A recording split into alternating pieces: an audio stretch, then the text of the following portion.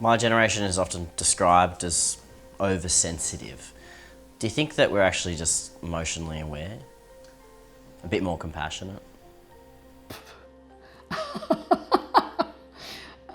No, I don't think compassion is your problem at all. Maybe we just care more about different people, different groups, making sure they're represented, making sure they're heard. I think you're very good at crying crocodile tears for popular causes.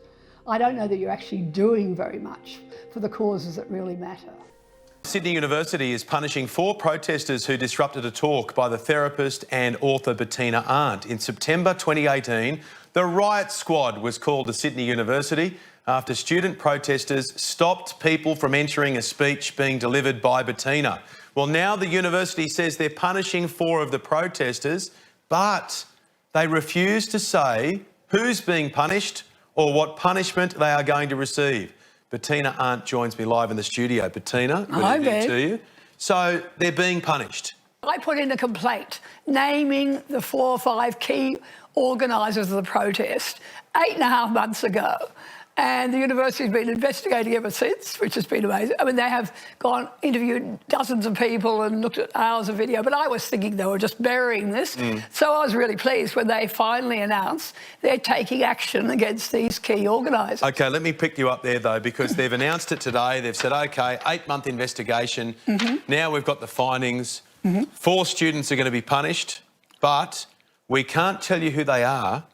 And we can't tell you what the punishments are going to be. No, and it could be just a rap over the knuckles, or a fine, or through to an expulsion or suspension, which is, I assume, very unlikely. But I won't find out unless those students choose to tell the press. Of course, one of the key organiser of this event is a woman called Marty Ward, who's been in the press for all this period, saying, I organised this protest, it was all due to me, and I'm sure she'll be out there telling people what happened to her, because she'll now be a victim of this process. But in the interest of transparency, and I can, to a degree, understand they're university students, mainly young people.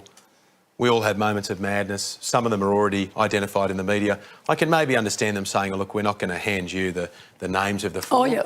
But surely they should say there's person A, B, C and D. Person A received this punishment, person B that punishment, etc., etc. Well, they're saying they won't name them because I did a YouTube video naming them in September. Of course you did. Of course I did. And they said these kids got abused as a result of that. I thought that was pretty funny, when in fact they're now being, which is called, they're being reprimanded, they're being punished in some way for totally abusing all my audience and being really vicious and actually physically violent towards them on the night of the event.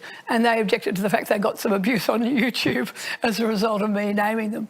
But we'll see. We'll see what the consequences are. You complained. All these months later, more than half a year later, you've got the result, though, you wanted from the university. The University Council has lodged... So they've got an investigatory unit. Yep, and they've made a finding against how many students?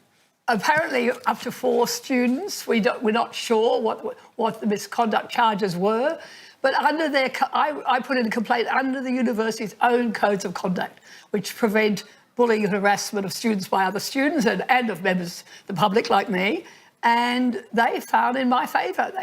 They're apparently taking action, at least against the major organiser, is a woman called Marty Ward, who constantly, proudly goes out in the press saying she organised that protest. Yeah, and so there is some sort of censure against her. You don't know what it is, whether it would be a fine or some sort of probation, but at the very least, the university investigation has found that they were acting contrary to the interests of freedom of speech and freedom of expression. More than breaching the codes of conduct. Yeah.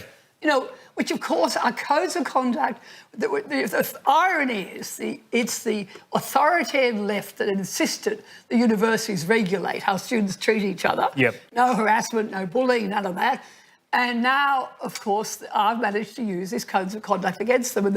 And these people who have been charged now are irate that I've weaponised their system against Weaponised their system. But it's good that you can. I mean, we're all in favour of freedom of speech, and if they disagree with what you're saying, sure, they should be able to stand out there and chant or have placards or whatever, or have another rally arguing the other point of view. But the idea of deplatforming, as they call it, is outrageous. And I had a Q&A. I said, come along, fight with me, debate with me. Yeah, you're not shy of an argument. Not at all. Yeah. Not at all. But what's been hilarious this week is this decision was made and the mainstream media has done nothing but promote fake news about it, particularly the Sydney Morning Herald and the Age announced green light for protesters. Yeah. And they took one phrase in the decision where the university announced that they saw both the protest against me and my talk as a legitimate expression of free speech. Well, of course, that's the statement of the obvious, isn't it? We would all agree with that. But it's a matter of how they conduct that protest and if they're shutting you down and, as you say, breaching that code of conduct. But they can't. The university cannot say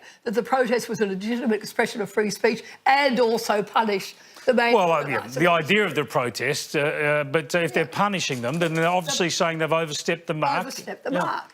And so their announcement was totally inconsistent, but a lot of our media decided to promote that angle rather than to say this is a historic decision because the Sydney University for years have been allowing these feral activists to close down any event they disagree with. Yeah, they've done on the Israel question, Palestinian issues, and they've done them to try and shut down conservative politicians from Julie Bishop to my old boss Alexander Downer. It happens all the time. The heads of Sydney's two leading universities have warned about growing self-censorship and attempts to shut down controversial speakers, but do maintain there is no freedom of speech crisis on campus. That's because if people are afraid to speak, they will not be in contravention of free speech issues.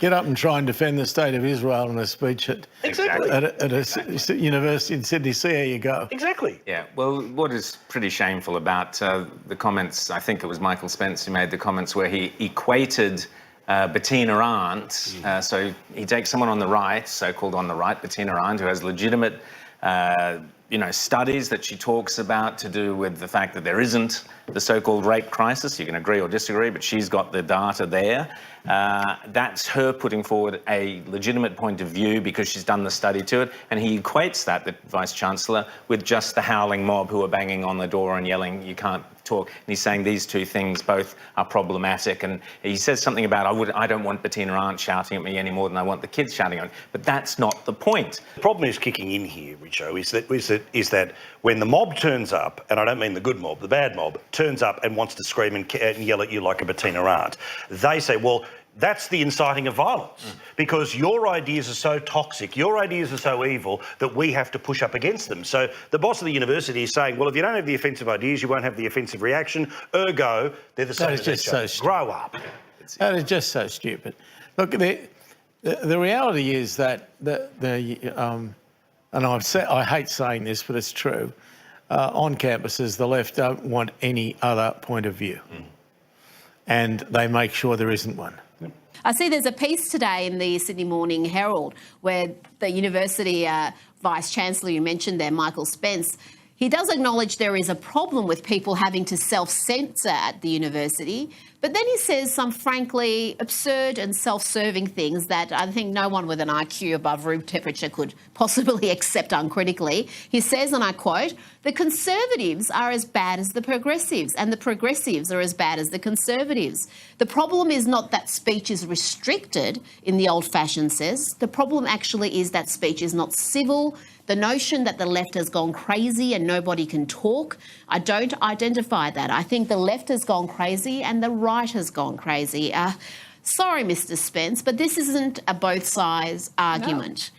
When is the last time that Conservative students blockaded and physically intimidated people wanting to hear a progressive speaker? When is the last time the riot squad had to be called because of the activism of Conservative students protesting a leftist speaker? The radical leftists are on your staff as well. Let's not forget that. So it's a little rich to pretend this is just an issue about civility. And it's, I mean, this is a free speech issues. And what's your response, Bettina, to the Vice-Chancellor? Oh, look, it's absolutely crazy. I mean, feminists can give talks on anything they like, and you never see the Liberal Club or the Conservative Club trying to shut them down. I mean, all manner of issues that left-wing issues get discussed at university with no protest whatsoever. It's all one way. And the other key issue in this is the fact that universities like Sydney are charging security fees. We had to pay over $500 in security charges to pay for security officers that couldn't even protect us. And when we asked for that money to be refunded, the Vice-Chancellor said, no, they did their job, which is pretty funny, really. I mean, it just blows me away that this Vice-Chancellor of what was once a really important university is kowtowing to the feminists, seeking to deny the safety of his campus by pretending his campus is crawling with rapists and presenting me as some controversial speaker when in fact what I'm doing is telling the truth, which is that our campuses are very safe places for most young women, as we all know. I mean, we've never had so many young women lining up to go to university. 60% of graduates are female. Everybody, you know, families everywhere don't hesitate to send their girls along to uni, do they?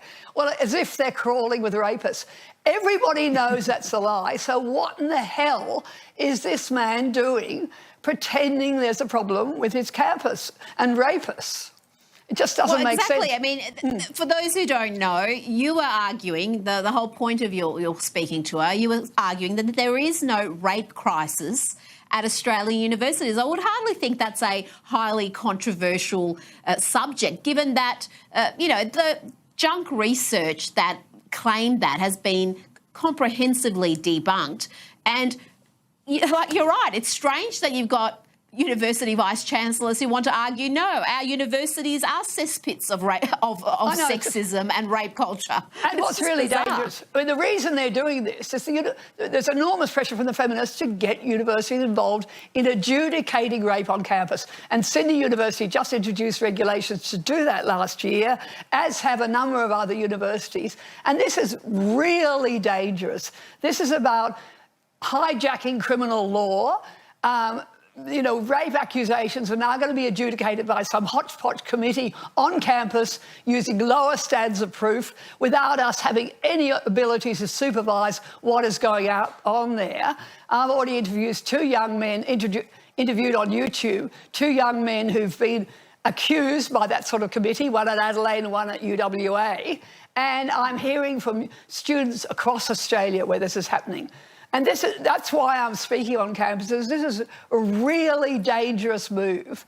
And the universities are complicit in this hijacking of our criminal law. And someone has to speak out about this.